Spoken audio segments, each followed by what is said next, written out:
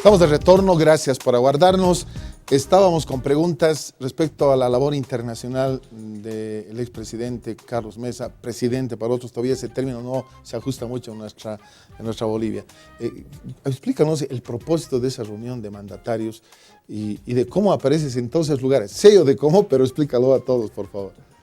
En el caso de este tipo de agrupaciones de ex jefes de Estado, por supuesto, esa propia agrupación es la que te invita a formar parte una vez que has terminado tu mandato o determinado tiempo después, dependiendo de los consensos. Normalmente, si no hay una oposición expresa de alguien, se acepta. Por supuesto, tu credencial fundamental tiene que ser tu vocación democrática. Es obvio que solo participan del Club de Madrid presidentes que han tenido gobiernos democráticos en el sentido completo de la palabra. ¿Cuál es el propósito? Hay una experiencia acumulada, como tú comprenderás, Toto, impresionante. Estás hablando de personalidades de altísimo nivel, por poner el ejemplo en América Latina, Fernando Henrique Cardoso, expresidente de Brasil, Bill Clinton, expresidente de los Estados Unidos, para poner dos ejemplos simplemente. ¿Por qué desaprovechar esa experiencia?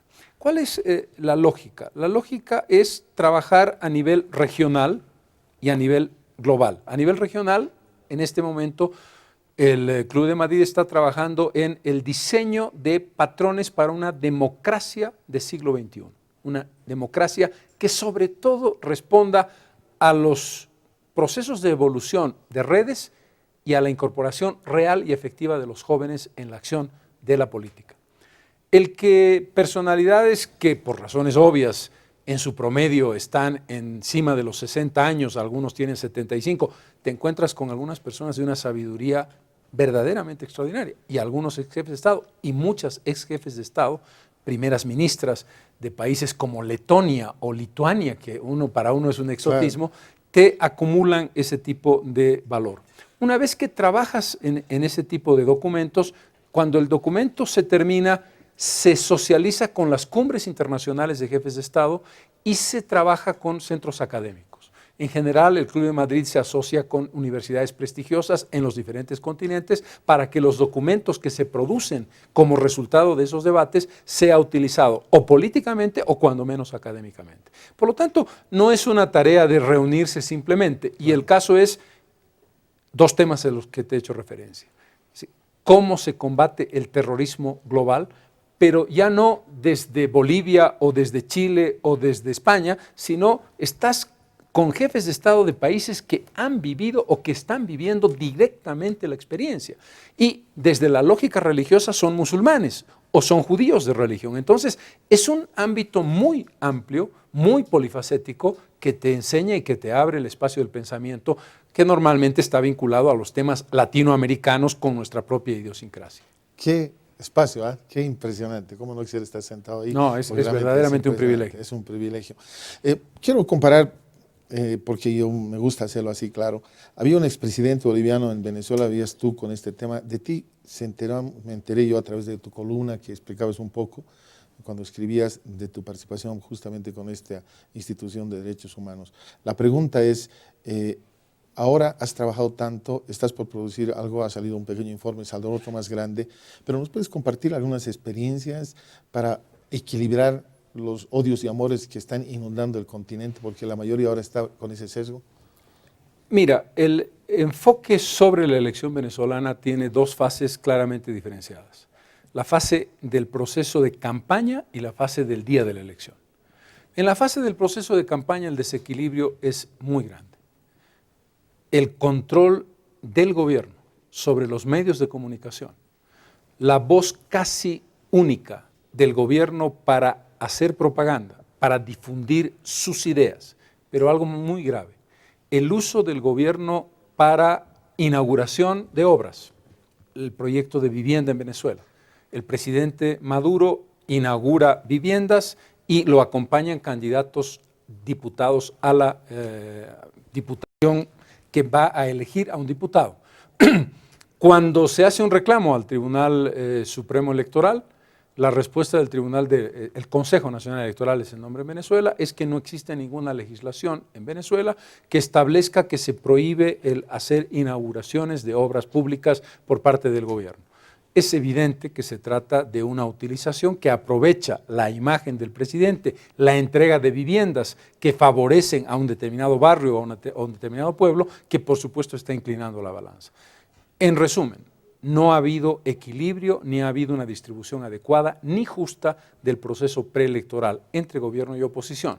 Y algo que pasa también en Bolivia y que creo que hay que cambiarlo es no hay financiamiento público para las campañas de ningún partido, ni de gobierno ni de oposición, lo que tiende a dos cosas: a que el gobierno tiene recursos ilimitados y la oposición no, o si la oposición consigue recursos, los recursos pueden ser opacos. Es decir, la posibilidad de que el origen de tus recursos sea cuestionable es mucho más alta cuando no tienes financiamiento estatal que cuando lo tienes. Por lo tanto, hay que hacer una reflexión sobre ese proceso.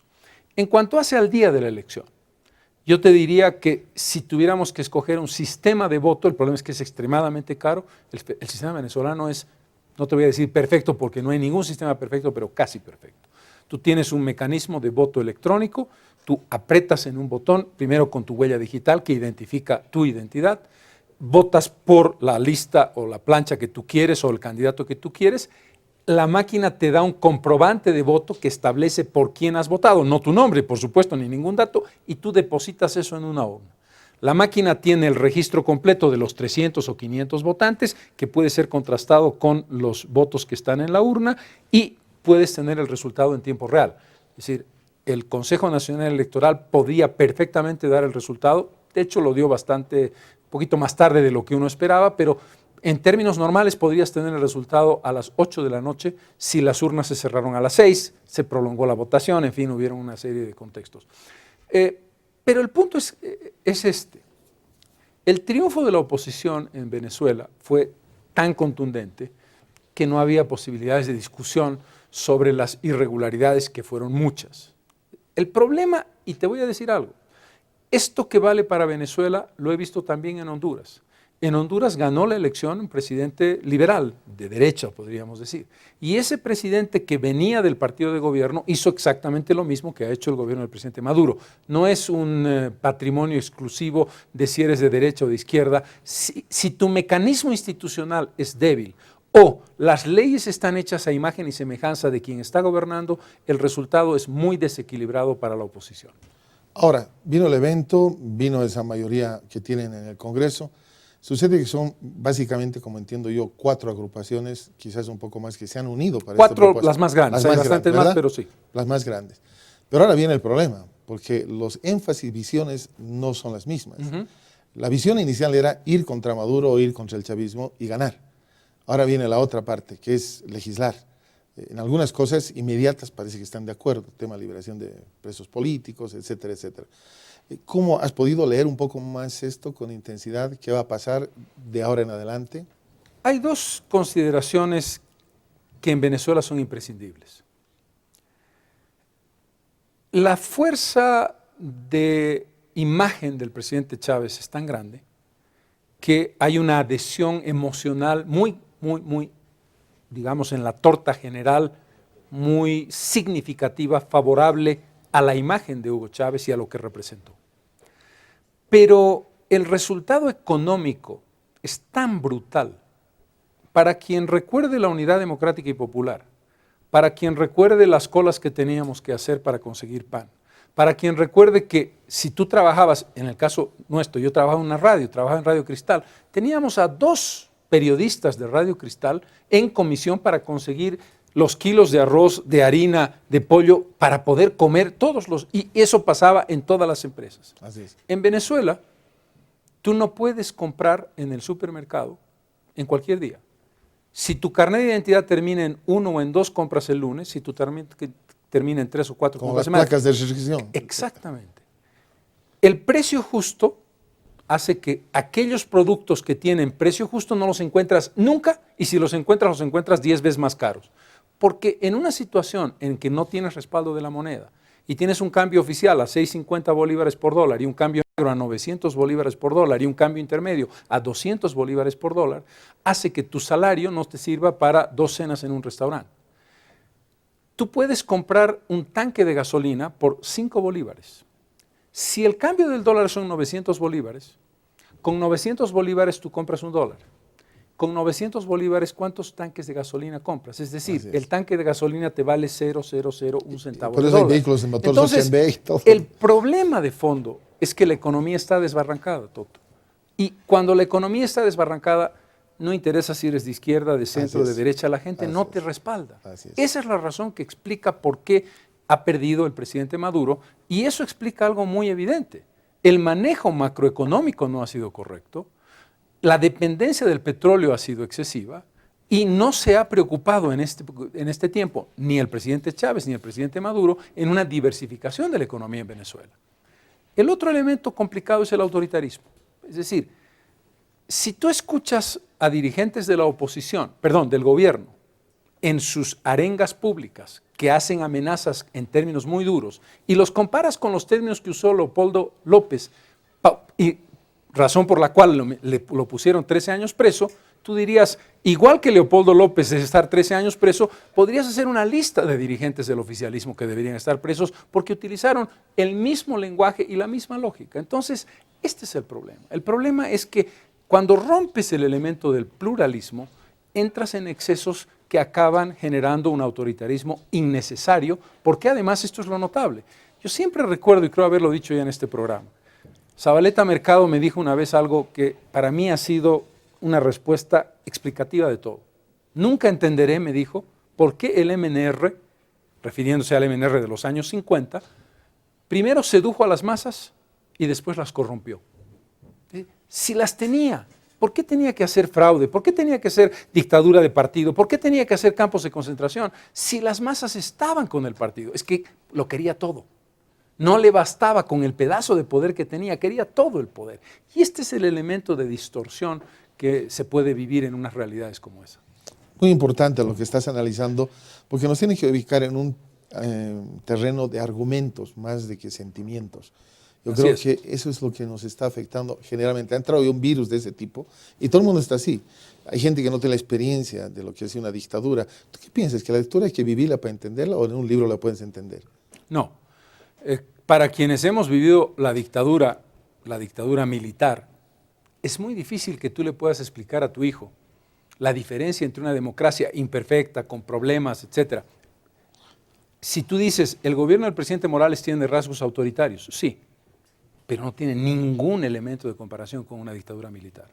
Cuando uno utiliza un término crítico para el gobierno, tiene que medirlo, porque no puedes utilizar gratuitamente los términos. Lo que no quiere decir que demandes mayor pluralismo, lo que no quiere decir que critiques cierto autoritarismo, pero decir el fascismo, sí.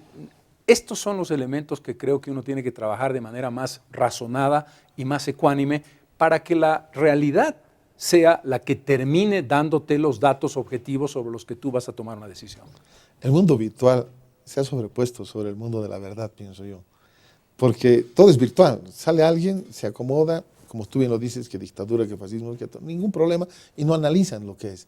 Y cuando dice esto no es así, lo que estás diciendo tú, qué bueno que coincidamos en esa parte, entonces la gente dice, no, es que tú eres vendido a tal partido o lo que sea. Hay un balance, hay argumentos, hay algo que debemos rescatar. Quiero preguntarte esto, en Venezuela, aparte de esta unión contra lo que... ¿Hay una oposición de peso? ¿Verdadera oposición? A ver, yo te diría que en Venezuela hay en la oposición un elemento común de acuerdo en el tipo de medidas económicas de urgencia y de emergencia que Venezuela tiene que aplicar si no quiere hundirse en la hiperinflación. No está todavía en la hiperinflación, pero está al borde de la hiperinflación. Por ahí, anual, 60% decían. Ya. Pero en el ritmo que está, en 6 meses estará como estuvimos en los años 80. Yo te diría que ese es un elemento común. Segundo elemento común, la recuperación del pluralismo democrático como base fundamental.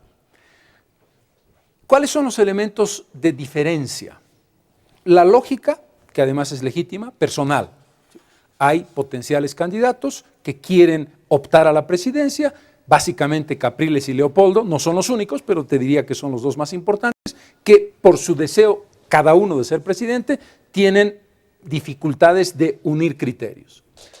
Leopoldo López es más radical, Capriles es más moderado. La pregunta de fondo aquí es si la Asamblea Nacional venezolana quiere iniciar un espacio de diálogo con el gobierno para trabajar en una cohabitación con el gobierno, o se va a imponer una línea de decir, no, dejemos que se cocine en su propia salsa. La contrapregunta es, ¿está dispuesto el debilitado gobierno del presidente Maduro a abrir un espacio de diálogo que incorpore la posibilidad de respuestas económicas importantes? El problema de las respuestas económicas importantes, Toto, es que el modelo que más se parece a esto es 21060. Y el 21060 es liberalismo. Y el liberalismo contradice principios ideológicos. Entonces, para el gobierno es complicado, pero el gobierno corre el riesgo de suicidarse si no toma decisiones. Y la otra pregunta es, ¿habrá referéndum revocatorio en Venezuela que toca el 2016? Por lo tanto, el escenario es muy complicado, muy complicado, de difícil predicción, pero creo incuestionablemente que estamos en un momento de transición que tiene influencia en Venezuela, se ha vivido en la Argentina y que tiene que ser leída en América Latina. Aprendió entonces la oposición desde el momento que decidió no participar en las elecciones y le dio piedra libre a Chávez. Aprendió. Porque fue terrible esa decisión. La Mesa de Unidad Democrática ha sido una tarea titánica y extremadamente compleja, porque las posiciones son muy dispares. Una cosa que uno tiene que entender, Toto, uno critica frecuentemente y dice, estos señores son incapaces de unirse. Las aspiraciones personales son parte legítima de la política. Hay un límite de la legitimidad. Cuando tus intereses están por encima de los de tu país, entonces estás traicionando aquello que predicas. La Mesa de Unidad Democrática demostró que en un momento crucial fue capaz de unirse, pero pasaron 17 años. Y como tú dices, el año 2005, equivocadamente, la oposición dijo yo no participo y le dejó piedra libre al presidente Chávez para construir un proyecto político que tuvo una vigencia y que todavía está ahí. Así es. Rápidamente pasemos a Argentina. Tu vistazo a lo que ha sucedido ahora, hay una toma de poder por la parte de la derecha abiertamente. ¿Y qué reflexiones tienes sobre eso? Yo hago una lectura en el caso de Argentina que creo que tiene que ver con el escenario global. Cuando Hugo Chávez llega a la presidencia en 1999, comienza un giro que en 3 o 4 años se convierte en fundamental en América Latina. Es decir, termina una década de políticas liberales asociadas al consenso de Washington, basadas en que la privatización y una política abierta era la respuesta que América Latina necesitaba. Los resultados no lograron los objetivos esperados y hubo una lógica reacción que plantea en el contexto de un nuevo escenario político, el decir, aquí hay 2 cosas que el liberalismo ha hecho mal. 1, creer o pretender que el Estado nada tiene que hacer aquí. Y el Estado tiene un rol fundamental que jugar y tiene un papel obligatorio que jugar.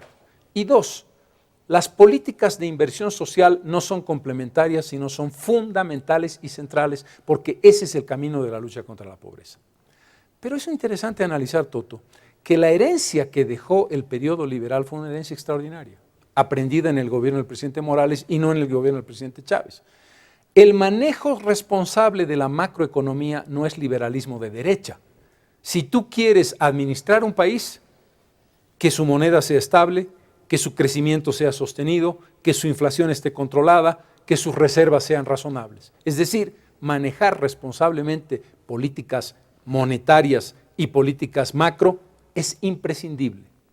Eso se aprendió y esa es una lección positiva de la época liberal. La lección positiva del periodo que termina en Argentina o en Venezuela es el Estado es un protagonista fundamental y las políticas sociales son una obligación básica.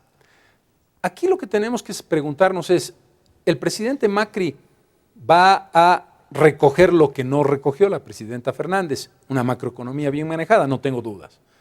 ¿Recogerá la lección del papel del Estado y del papel de la inversión social y la polémica sobre las subvenciones y las transferencias condicionadas llamadas bonos que muchos critican, pero que han sido muy importantes?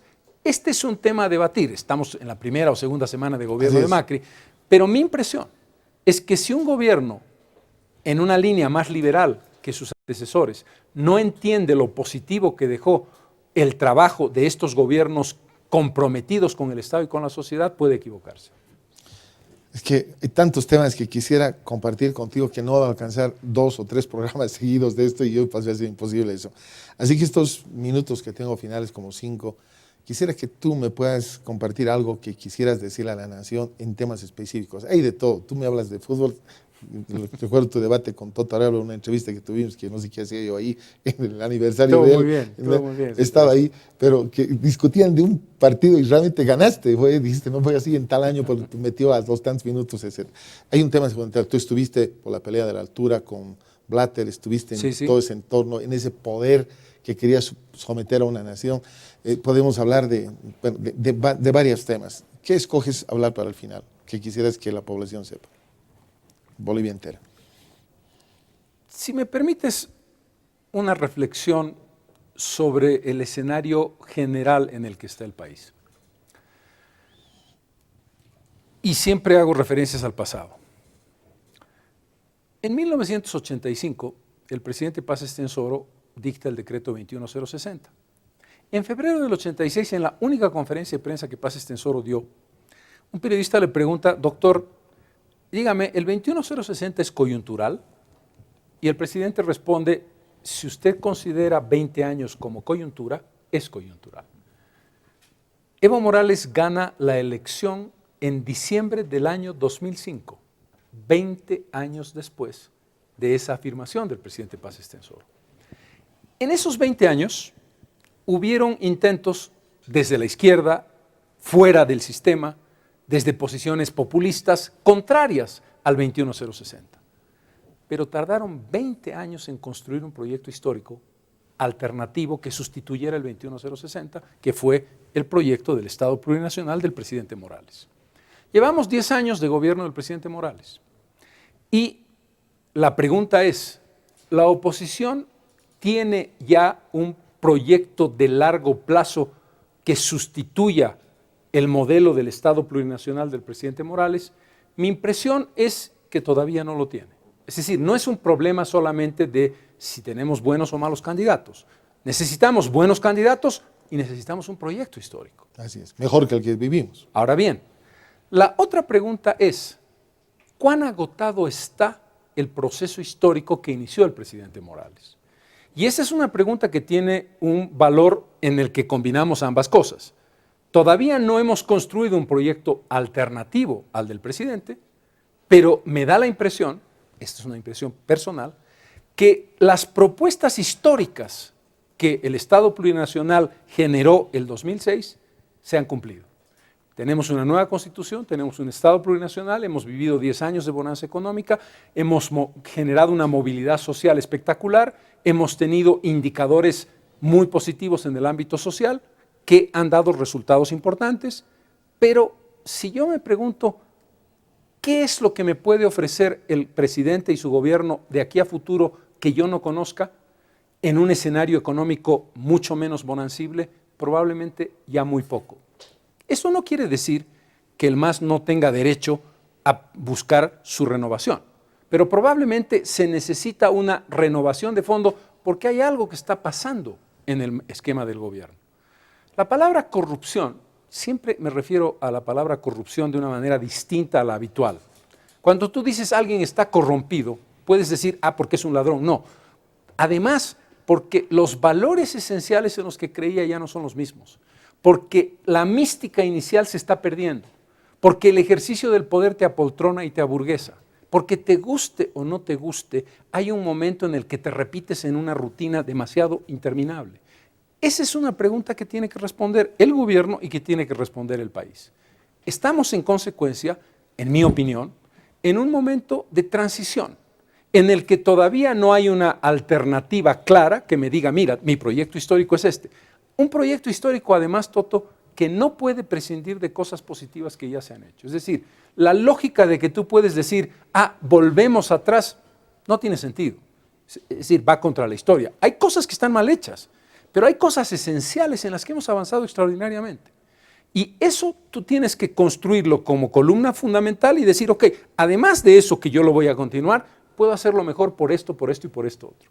Entonces, y el gobierno tiene que preguntarse de fondo, ¿cuál es mi propuesta? ¿Qué voy a hacer con la inversión internacional? ¿Qué voy a hacer con el desarrollo en el sentido clásico de la palabra. Yo, una de las críticas más fuertes que tengo para el gobierno es el desarrollismo como concepto, carreteras, edificios, fábricas, esa lógica de los cuadernos de primaria en las que nos hacían dibujar qué entendíamos por desarrollo, funciona después de la Cumbre de París. Es decir, hay una propuesta alternativa de un paradigma de crecimiento distinto del que hasta ahora hemos seguido. ¿Qué pasa si las exportaciones de petróleo siguen cayendo y cayendo y cayendo? ¿Tenemos alternativas de ingreso? En fin, no voy a entrar en mayor detalle. Pero la reflexión de fondo es, creo que el 2016 es un año importante porque el gobierno tiene que tomar definiciones sobre su propuesta de futuro y la oposición tiene que concretarnos algo que sea más allá de decir lo que quiero es que el presidente Morales se vaya. Me quedo con mis preguntas porque ya el tiempo se me ha vencido, pero siempre valoro este tiempo, Carlos, y te animo a que este 2016 continúes con esa visión, que nada te cambie sobre este tema del mar, sobre esta posición de balance que necesitamos tanto y que no se amplifica. Necesito que tu voz se amplifique. Hay un tema, Toto, que tú acabas de tocar y brevísimamente.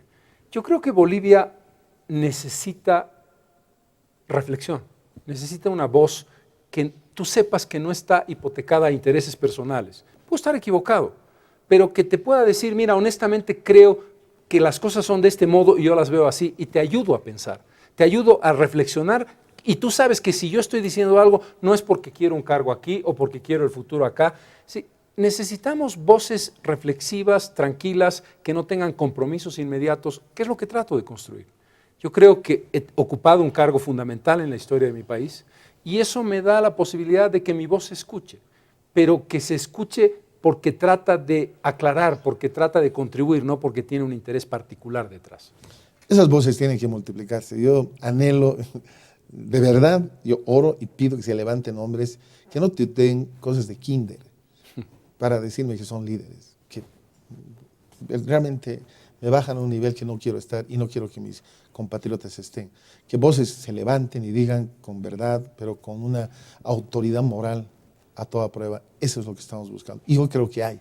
Y hay que darles paso. Y hay muchas. ¿No? Y hay que darles paso. Yo ando buscando por ahí, como el consulán, para buscar qué pasaba en cuanto a encontrar hombres de ese tipo. Así que yo agradezco y valoro muchísimo este tiempo, el que nos dedicas. Yo creo que amplificado al país como llegamos, y me emociona decirte que llegamos alrededor de varias naciones que nos están siguiendo, que nos escriben. Para mí es un hit, tú lo has vivido hace muchos años, pero sí, no, nosotros hemos es entrado en un año y medio que esto. tú puedas tener ese acceso de audiencia, es realmente un privilegio. Nuestro estilo además, y en esta línea que es incambiable, está muy clara.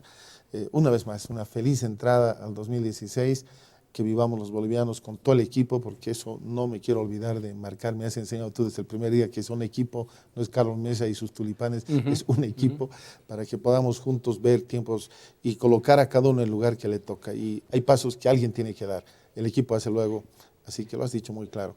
Un abrazo grande a tu familia, a ti, a tus hijos, que sea de muchísima bendición y que podamos llegar al día en que, digamos, hemos ganado así. No hemos tocado nada del tema de Costa Rica y Nicaragua, por ejemplo. Verdad, un fallo extraordinario, no solamente porque le da la razón a un país, sino porque el país que ha perdido, Nicaragua en este caso, ha dicho, reconoceré ese fallo porque me parece un fallo justo. Que el perdedor diga eso te da una muestra de que efectivamente el fallo es vinculante y obligatorio, y que si un país es serio, responde a un fallo y dice, acepto el fallo. Ojalá que eso ocurra en el caso de Chile y Perú, y Bolivia, perdón. Eso estamos.